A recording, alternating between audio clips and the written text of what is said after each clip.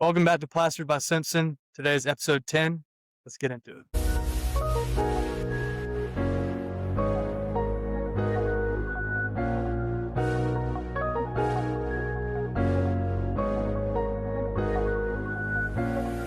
All right, today, guys, we have Kevin Breedlove with us. Kevin is a superintendent with us.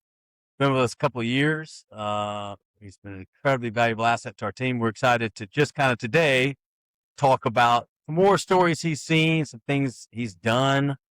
And we're here for him to explain to us why EIFS doesn't suck.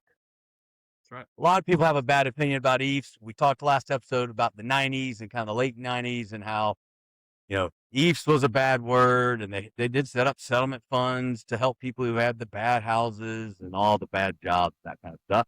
So we thought today that we would play a little bit of devil's advocate, and we let Kevin, who loves EIFS, help us see why he loves EIFS and why I'll play devil's advocate a little bit and talk about some of the things that people don't like about EIFS.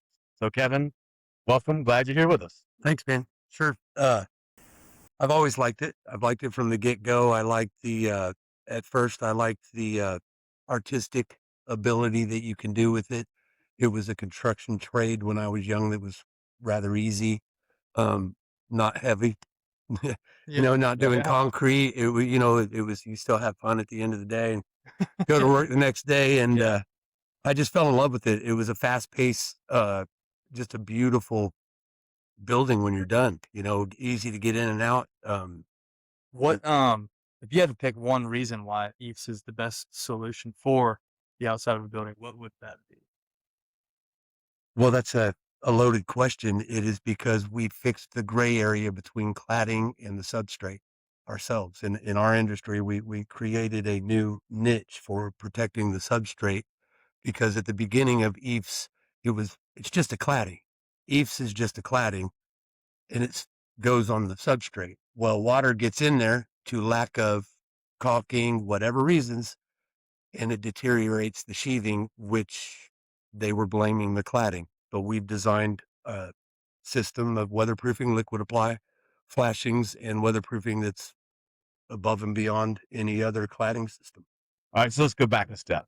But first off, I'm assuming this is true because I was always told this when I started working here. Simpson in 1977 installed the first drive-it or EIFS house in the state of Alabama.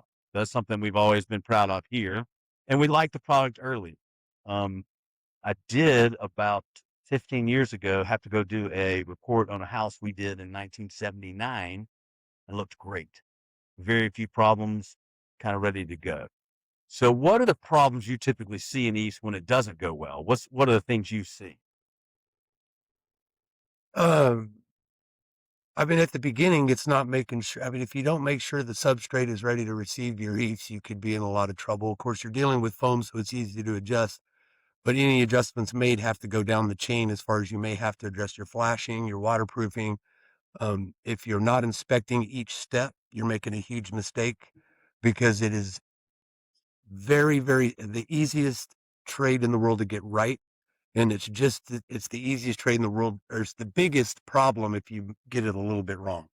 And you started in the ribbon and dab world. Yeah, I started when you could just stick that stuff to anything and nobody cared about anything as long as it looked pretty. What's the difference? Tell everybody the difference in the ribbon and dab method, which was in the 70s and 80s, and then that's the one we use today in terms of just adhesive. Well, that's interesting, because ribbon and dabbing is just putting some adhesive on there in a certain way, spots, globs, and just putting it on there basically in a neat pattern and sticking it to the wall. Sticks great, doesn't stick any better really than the way we do it now. Now, backtrack when we were coming up with, or trying to figure out why EIFS was ruining the substrates, if you will.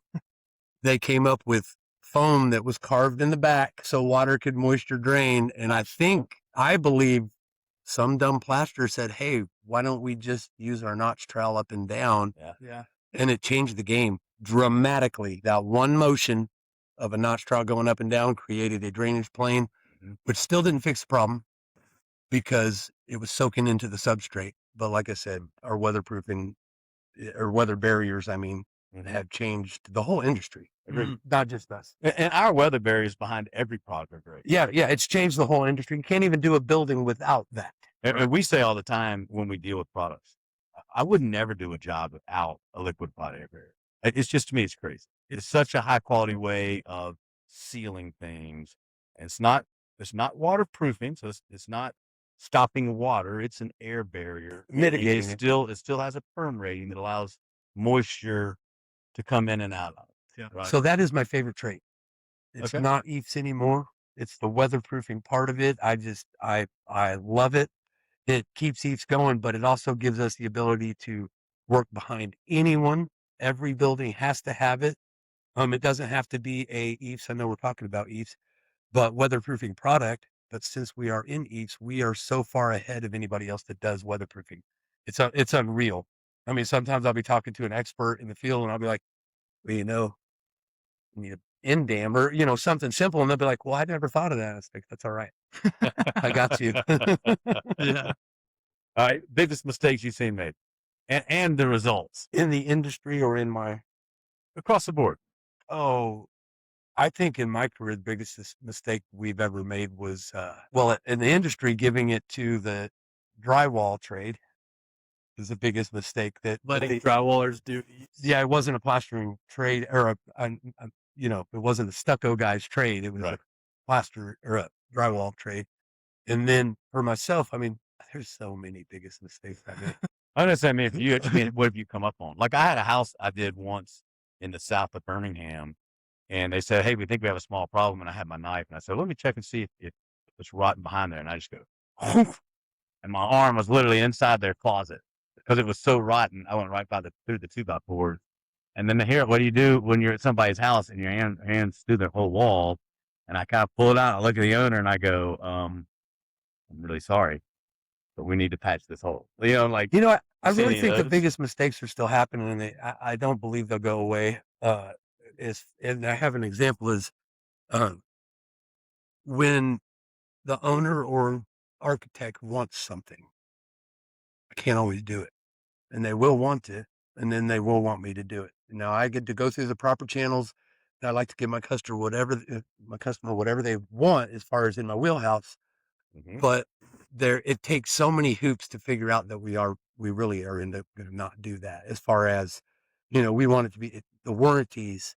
And where I'm going with that is I think the uh, reps, all the paperwork needs to be looked at by everyone, including the architect. I mean, sometimes the architects are trying to sell something that cannot be done. Mm-hmm. And then in the field, because I am a field guy, it's almost like we're designing the building as we go, Mhm. and it gets easier as you do it for a long time, but sometimes younger superintendents, they don't have the right, hey, if you just do this, it'll fix the problem. And sometimes when you suggest that, it's an uphill battle to get to the right Mhm. way to do things. So I think a lot of times what you're saying, another way I would put the same thing, really, and I think you make a great point, which is so often we get on jobs and there are problems, and instead of having the proper parties fix the problem, architect of record, the engineer of record, who have the education, who have the expertise, they come to an applicator like us and say, "Can you get me a little pookie and put it all over right there and see if we can fix this and make it look pretty while you're doing it?" yeah, Right, I think that's what you're And then saying. if it doesn't work out, then they blame it. Well, then you have all this, the blame game goes Right. around because the proper people didn't do it in the first place as it came down the line. And problems happen on jobs all the time, but I think it's one thing that's different now. Used to, as an East guy, you'd never say no because you're like, "Hey, we can make this thing work." Yeah, we can make anything work. Right. stick foam on Patch the it. phone. Yeah, stick the phone on it. I think that's not the case anymore. Now we're in a position where we have to say no on a regular basis, not because we can or we don't want to do it, but because it's not what's best for the building. And it's one of the reasons I ended up down here is uh, it's a relationship thing as far as that goes, because we're working for some of the better contractors out there. Yeah. And I mean, I have a reputation for just laying it out there like, no, you're going to have to call my office. I'm not going to do that, guys, because I only want quality on my job. Yeah. And they will be mad. They'll be upset because EIFS is complicated. There's a lot of complications, but at the end, they're really super happy that I just didn't say, sure, I'm just going to go ahead and do it. I'm just going to make you happy and put some mud on whatever you tell me to do. Yeah. But during that process, it's almost like they don't like me at all. It's painful. You know, and EIFS is simple. It's one of the things, everything is fairly simple is what it stands for to me. And it really, it always has. And, But EIFS, everything is fairly simple. yeah. I mean, it really is. There's not very many steps involved. The only thing that can go wrong is not paying attention to the details. That's it. I agree. Yeah. I agree completely. I think there's the place I see the places that I'm scared of in EIFS is anytime you have junction between differing materials, between windows, you might have metal panels there. You have a perfect EIFS system with a perfect tie-in, and you have a metal panel and a window and EIFS, and it all kind of comes together, and then you have some water come in.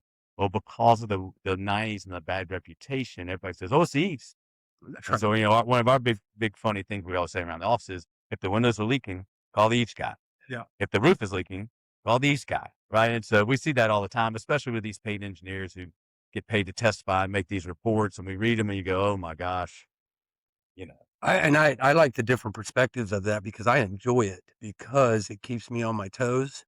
And my terminations where I stop, like I said, everything is designed for me. I'm not trying to figure out how to do this, and neither are you or none of us. It says to put things where they go.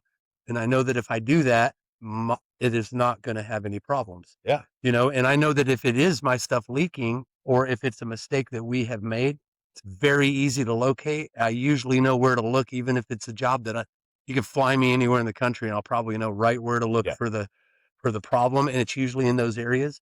And I will say my math might be off, but 8 to 9 out of 10 times it's not us anymore. And it used to be the other way around. 8 to 9 out of 10 times it really was us. Yeah. Now it's flipped. And I think the industry hasn't really caught up with our system. And they're still thinking about, because it was bad. You know, late 90s was pretty ugly. Right. But I say something. I had a contractor call me the other day and say, "Hey, we're worried about our EIFS system leaking. Do you mind coming and looking?" And they sent me pictures, and I said, "I don't have to come and look." So there's a perfectly flat wall, and it had 2 penetrations. And I said, "Well, you got 2 penetrations. There's only 2 places it can come in." Now you understand it's never the EIFS system leaking. It doesn't leak. It can't leak. The EIFS system cannot leak. It's foam with base coat and mesh and finish, all of that on it. It does not leak unless you put a hole in it. Penetrations, right? Unless you put a hole in it. No, it can't leak there either. The EIFS can't. The joint can fail. That is not the EIFS failing. That is the joint failing. So you're a great field guy because you perfectly parsed each system, the word that he took, and he kind of took the system part you like. So I really like that answer. It works for me fairly often. You're right. I mean, I think EIFS as a product, can foam and cement fail?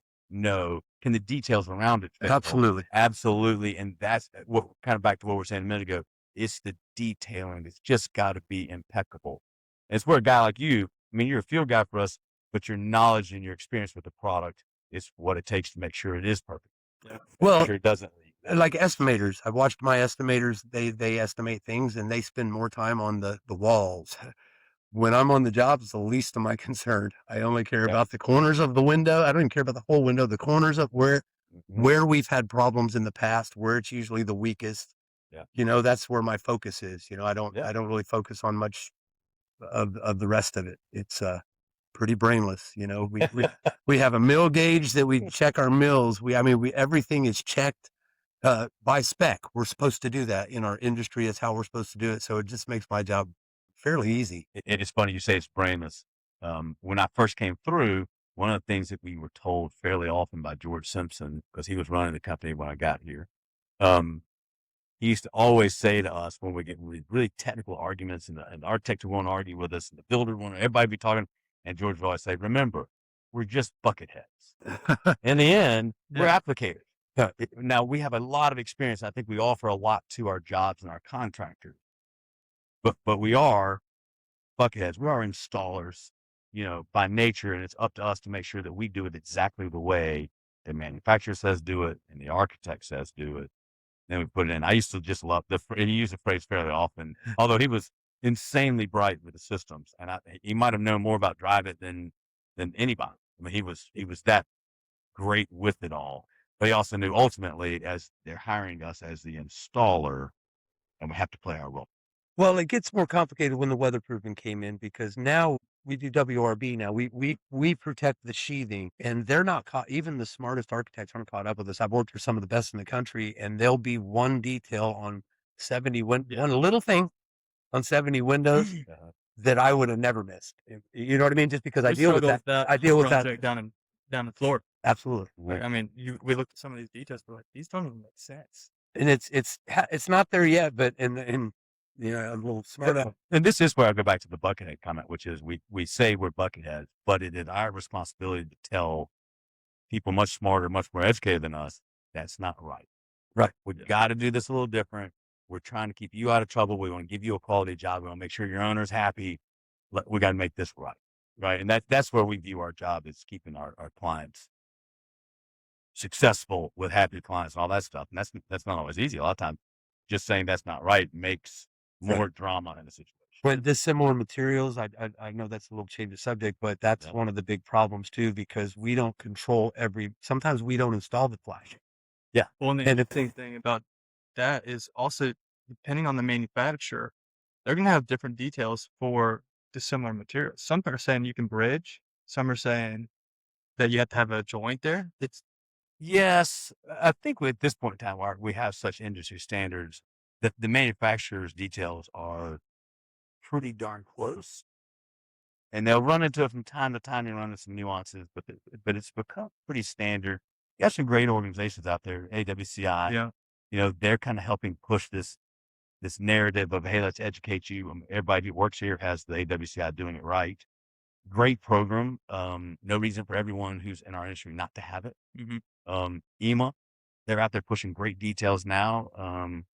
So I think there's some great organizations helping with that as well. Yeah. Where it's not just us stuck out on a rock or us arguing with the manufacturer. We could go now and just say to EMA and AWCI, like, man, here's some great resources to know how to train your people and to have you good. Yeah, it's the science of it is what's I think it needs to catch up. Like I said, with architects, even estimators, sometimes, you know, it's not hard to build a building, a square true building, but to protect it from the elements, to make it last a long time, to use the right material that works together and is warranted together. I mean, that happens a lot. We're ready to do our part, and we're like, wait, we can't even go up to that, and we're already there. And it's because everybody put in their submittal, but nobody compared, right? That's happens above me. So it's like, sometimes that causes problems. Is that because everybody's doing it right and all the products are correct, but one warranty won't go with another warranty. So it just ruins the whole thing. And it doesn't. Yeah. So, all right, tell me this. How do you make sure your guys on your crews are doing it right? And how do you find decent workers for you for the work you're doing? I have a superintendent on site that inspects everything, every single step of the way, and photos everything and puts it in digital format for me to look at. And how do we hire the right people? Get rid of the wrong ones and hire someone else. That's a great answer. We get rid of the wrong ones is the way you hire the right people. Well, you can't hire the right people when you have too many other ones. Yeah. The phrase hire for attitude, train for success. Anyone can do Love this. Anyone can do what we do. Anyone can be. All you have to do is want it and like it. That's what I always ask people to have, just some want and desire to enjoy it. I this one thing I say fairly often to people, especially when I'm talking to young people, especially, you know, I coach this little track team, you know, here in Birmingham. And one thing I say all the time is construction is one of the few places where you can still just go out grinding. Right? You can outgrind them, you can outlearn the product, and you do a great job. If you do, people want you on their job. Yeah. Right? I mean, I like having you in the field for us. I love having you on a job. I know when you're there, homework's going to get done. There's not going to be anything I'm not aware of. We know it's going to be right. But it's one thing I just say all the time is I love construction. I have a lot of friends a lot smarter than me that don't have near as much fun working. We do. Well, overall, career-wise, if you've been doing something for 30 years and you don't love it, what's that say about you? You know, I must make a lot of money or something. That's a good point. That's a good point. All right, so we'll wrap it up with a couple of things. Would you use EIFS on a commercial job as your preferred product? Every job. Every job. Yeah. because of insulation value. Weatherproofing is already Weatherproof. involved in the package. You're not bringing a weatherproofer in to do something before the brick goes on. You're not doing it, and it's a commercial job, so it's going to need to be maintained anyway. Right. I would use EIFS every single time. And I agree with you. I think EIFS is a great product commercially. I love stucco. We've had other episodes we talked about how hard stucco is. You get some cracking in certain situations with it. The nice thing about EIFS, it moves a little bit better and insulates, especially the continuous insulation goes in there. So we're talking about EIFS, but you know the best thing about stucco? What's that? Has to have EIFS weatherproofing. No, I'm just kidding. Well, I think also EIFS can look like any of the other sheet. Oh, right. It could be. I've done some amazing like stuff. stone, brick, whatever it is. Yeah. I mean, it's a great product, and we talked about this touch the other day, but in the right setting, it's a perfect product. Commercially, it's a great product. We rarely ever have commercial problems with it as a commercial application. The difference in hardness isn't enough to make stucco better than EIFS, because you got panzer mesh. There's ways to make it almost. I mean, it's all going to bust if you hit it with a sledgehammer. You know what I mean? So I don't think the difference it doesn't is all even bust with a weed eater. No, but I just get a hold of me. I got to wear around. You got to wear around the weed eater problem. All right, awesome. All right, last question for you. From you used to ask these questions, we're going to fire it back up now that we have a guest with us. Right? Yeah. What's the last book you read? 21 Irrefutable Laws of Leadership. Irrefutable Laws of Leadership. Mm-hmm. Read that with our book club. Yep. That's a great one. That's a great one. Fantastic. You just finished something. You're reading right now what? Algorithm? The Algorithm. Yeah. Yep. That's what Wendy you talked about. Book. Yeah. It's a good book. Very Question similar. everything, right? Yeah. That's the premise of it. I like the EOS book, which I haven't read that book, but the traction book based on that. Love it. It's pretty simplistic how to organize your personal, professional life and your company. Yeah. Second question we always ask is, if you had to give a TED talk right now and it can't be on EIFS, what would it be on? Rock and roll. Rock and roll. Right. And you did just tell us you're getting the band back together for a charity event. Yeah. What's the band's name? Well, it's Campfire Killers. Campfire Killers. That's a good name. That's a good name. Yeah. That's actually kind of fun and exciting. And I've actually done one jam session with Kevin. I probably didn't add a whole bunch to it, but it sure was fun to hang out and do it for a little bit anyway, as a musician. All right. I recently got promoted to Favorite place to eat in Birmingham that you've been to? in Birmingham. Ladybird tacos. Wow. I like that salad. I base it on. I've been there the most specifically. I went out of my way to go there. That's the only thing I base it on. I mean, that's a little stingy because I did take him to the Armor House. That was good too, but I've been there once. That's a good point. Armor House is a good place too. Yeah. All right. Well, listen, I'm glad you made it. Glad you got to share your experience with EIFS. Thanks for having glad me. to have you on the team. Yeah. And we'll do it again. We'll do it again one day and catch up with you when you have some more stories to tell and we talk about other products. All right. It's been fun.